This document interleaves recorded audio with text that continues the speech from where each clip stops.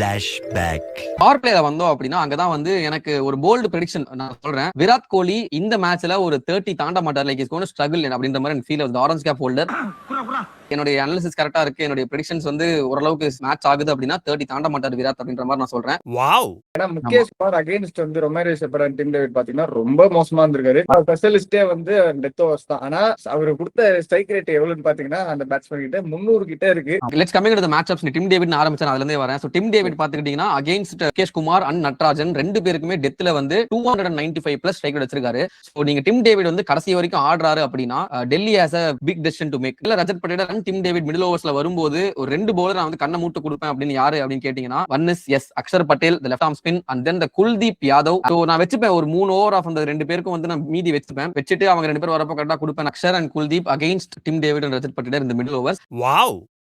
Meanwhile அப்படியே Delhi side வந்தோம் அப்படின்னா KL ராகுல் has struggled against Krunal Pandya and Bhuvneshwar Kumar. Again விராட்டுக்கு சொன்ன மாதிரி தான் பெருசா அவுட் எல்லாம் ஆல, ஆனா ஸ்ட்ரைக் ரேட் வந்து 120 விட கம்மியா தான் இருக்கு அப்படின்னும் போது இந்த ரெண்டு பேரையும் நான் பவர் பிளேல சூப்பரா யூஸ் பண்ணுவேன். வாவ். ஹேசல்வுட்டை வந்து நான் கொஞ்சம் லேட்டா யூஸ் பண்ணுவேன். காரணம் என்னன்னா ஹேசல்வுட்டுக்கு அகைன்ஸ்டா KL ராகுல் 165 ஸ்ட்ரைக் வச்சிருக்காரு. He has loved playing against Hazlewood. Wow.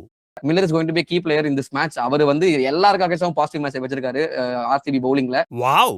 So நீ சொல்லு, டெல்லி ஜெயிப்பாங்களா இல்ல பெங்களூர் வந்து திரும்ப they're going to the top of the table? Completely towards Delhi side என்னோட ப்ரெடிக்ஷன். இன்ட்ரெஸ்டிங். பட் யா ஏன்னா நானும் அத சொல்ல வந்தேன். அதனால கரெக்ட்டா இன்ட்ரெஸ்டிங் டீம் பண்ணா டெல்லி ஜெயிக்குங்க. நெத்தி எடி அப்படின்ற மாதிரி ஒரு இது டெல்லி கிட்ட பார்க்கலாம். எஸ், ரெண்டு பேருமே டெல்லி தான் சொல்றோம். irrespective of whatever they do, I still feel Delhi has a chance of winning this match again because of the matchups, clearly due to matchups. Wow.